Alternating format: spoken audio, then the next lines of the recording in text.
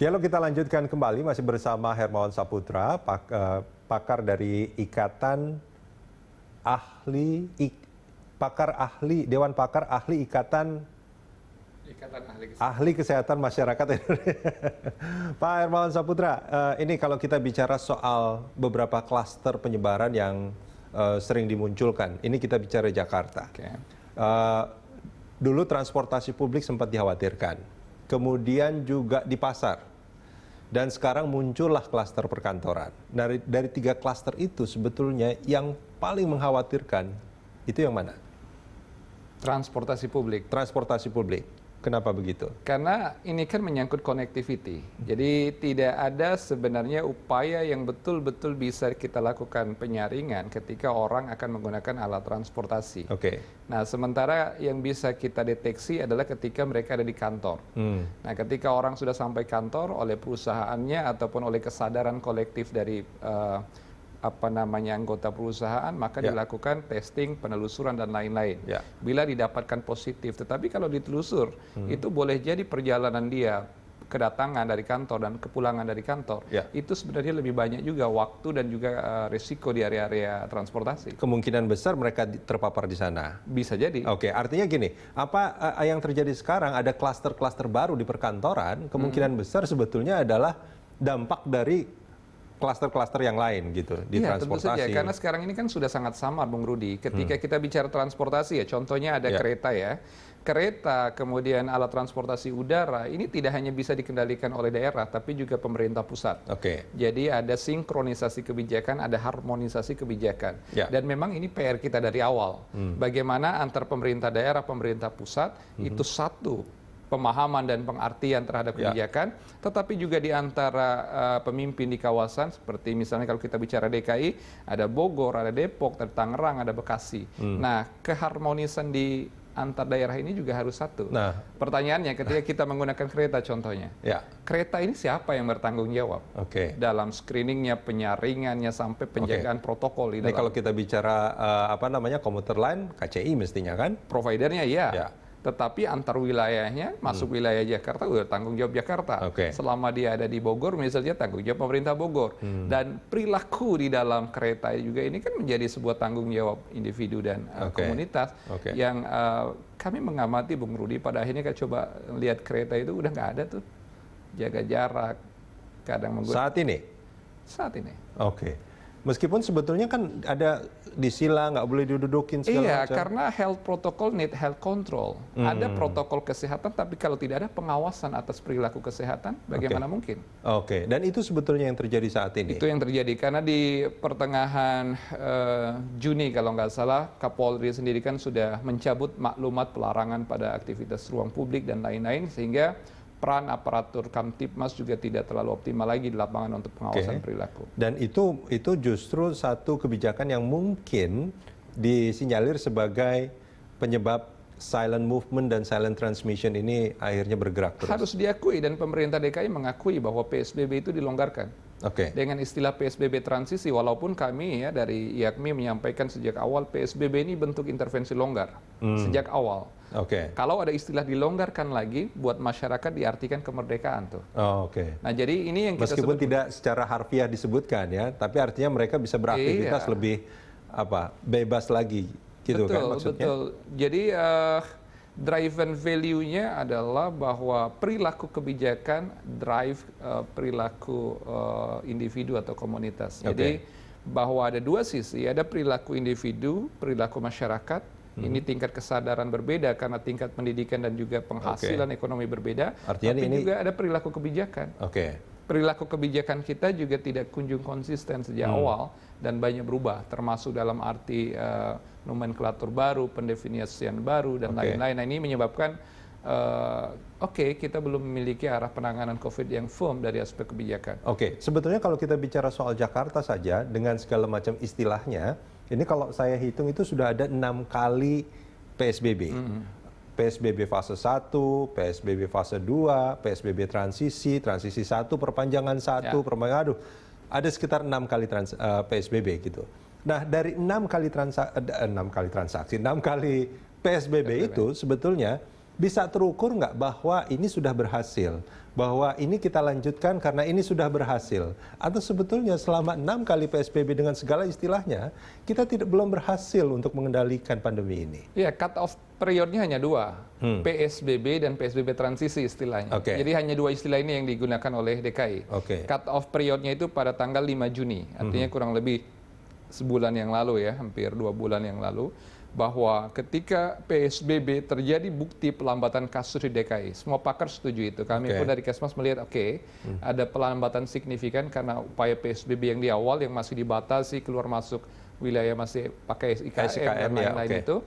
Dan itu melibatkan berbagai aparatur termasuk pihak kepolisian, TNI dan lain-lain. Sebagai pengawasan dari penerapan dan itu cukup PSBB-nya. optimal. Oke. Kami berharap setelah itu DKI itu betul-betul mengoptimalkan lagi hanya dalam 1 kali aja sebenarnya saat itu. Oke. Optimalkan PSBB 3 minggu bersabar dan pasti kasusnya akan terkontrol. Rupanya tidak terjadi. Yang ada malah belum kita pastikan laju penurunan itu konsisten. Besoknya keluar PSBB transisi yang akhirnya dilonggarkan bahasa pemerintah dan Kapolri juga menindaklanjuti dengan membuka maklumat keramaian, pelarangan dan sebagainya, pada akhirnya kemerdekaan. Jadi malah corona menari-nari dan membuat kita menjadi merana. Oke, nah ini juga sangat berbahaya. Artinya gini, ini ada satu kebijakan, tapi boleh nggak, ini kesimpulan saya dari penjelasan Pak Hermawan. Ini ada satu kebijakan bahwa setiap orang harus menerapkan protokol kesehatan. Tapi di sisi lain, pengawasan untuk penerapannya itu, boleh saya sebut tidak ada atau jauh dari optimal. Kurang optimal. Di sisi lain sebetulnya kesadaran masyarakat dan tanggung jawab individu juga kurang optimal.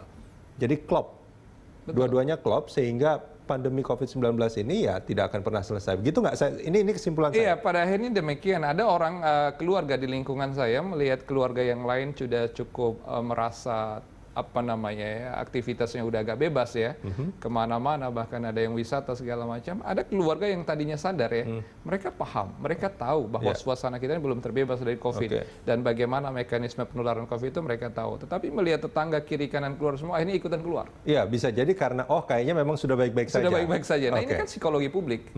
Jadi ketika ada pelonggaran, ada aktivitas yang diperbolehkan, keramaian, apalagi sampai dibuka sempat wacana pariwisata tertutup bahkan.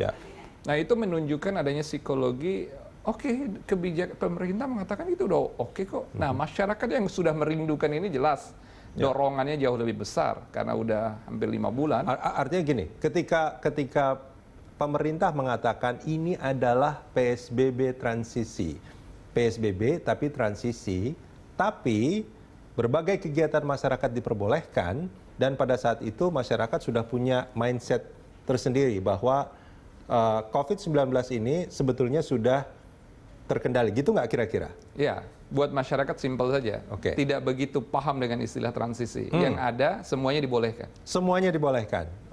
Dan itu yang terjadi sekarang. Itu yang terjadi. Dan itu yang menyebabkan pandemi COVID-19 ini. Permisivisme terjadi di mana-mana. Tidak pernah terkendalikan. Kita melihat dari perspektif publik ya. Publik itu sulit memaknai apakah PSBB transisi, apakah PSBB proporsional. Yang pasti perkantoran dibuka. Pusat orang sudah bekerja. Orang sudah bekerja. Transportasi juga dibuka. Nggak ada lagi pemeriksaan kartu segala macam. Berarti kebebasan. Dan ini berarti COVID udah lewat nih berarti. Nah, akhirnya inilah yang menjadi bumerang kembali. Dan jalanan di Jakarta juga sudah mulai macet lagi ya. Sekali. Dan ini sebetulnya saya ketawa tapi agak miris sebetulnya.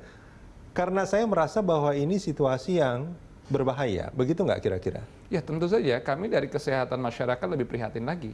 Karena ini menyangkut daya tahan pelayanan kesehatan, daya tahan kita juga ke depan. Kalau ini dibiarkan forecasting kita, kasus ini akan naik terus. Dan di sisi lain sebetulnya memang ini semacam buah si malakama gitu, karena ini terkait dengan ketahanan ekonomi juga. Tapi kalau dibiarkan, pasien akan bertambah banyak dan itu juga menjadi pengeluaran, menjadi biaya bagi negara. Tapi kalau dibuka seperti sekarang, kalau tidak dibuka, tidak ada pemasukan juga bagi negara. Nah, dari 2 pilihan itu, kan kita terpaksa harus memilih kan gitu, kan nggak bisa kita kalau situasinya si malakama kan agak sulit kan, tapi dari sudut pandang Pak Hermawan sebetulnya Mana yang lebih didahulukan sebetulnya saat ini? Ya, sebenarnya kami jelas ya kalau dari sudut pandang kesehatan masyarakat, tapi bahkan kami sering bicara dan komunikasi dengan pakar ekonomi. Mereka awal dan pertengahan waktu yang lalu itu sangat setuju bahwa kesehatan itu adalah hulu persoalan.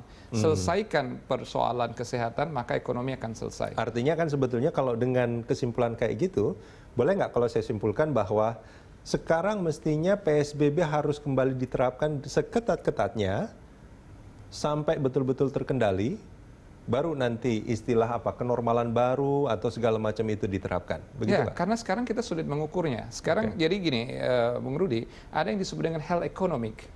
Jadi analisis tentang dampak ekonomi dari sebuah kesehatan atau mengukur bagaimana aspek ekonomi dari sebuah kesakitan atau dampak kesehatan ini sebenarnya bisa dilakukan.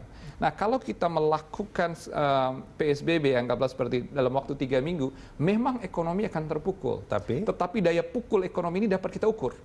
Seberapa besar kerugian ini dapat kita ukur karena kita bisa melakukan prediksi dan otomatis akan tertangani dan terkendali kasus kesehatannya. Karena prevalensi dari kasus COVID ini sudah semuanya kita pahami. Nah, artinya kalau kita mampu mengukur untuk melakukan reborn, refreshing economic growth itu lebih mudah. Nah, ketimbang kita tidak ingin agar terpukul secara langsung ekonomi, tetapi tetap melenturkannya, kesehatan akhirnya terkorbankan, ekonomi juga tidak jelas kebangkitannya. Jadi malah ini akan membuat opportunity cost yang jauh lebih besar. Kerugian ekonomi yang kadang kita tidak pernah. Dengan kerugian yang tidak bisa diukur sebetulnya. Bayangkan sekarang kita udah 5 bulan dan masuk bulan ke-6 sebentar lagi COVID ada di Indonesia. Negara-negara lain itu Bung Rudi, bulan ke-4 mereka transmission have control done gitu. Jadi mereka sudah mampu mengendalikan transmisinya. Sekarang mereka tinggal bicara ekonominya. Pak Hermawan, kita jeda sebentar. Kita akan lanjutkan di segmen berikut. Pemirsa jangan kemana-mana, kami segera kembali.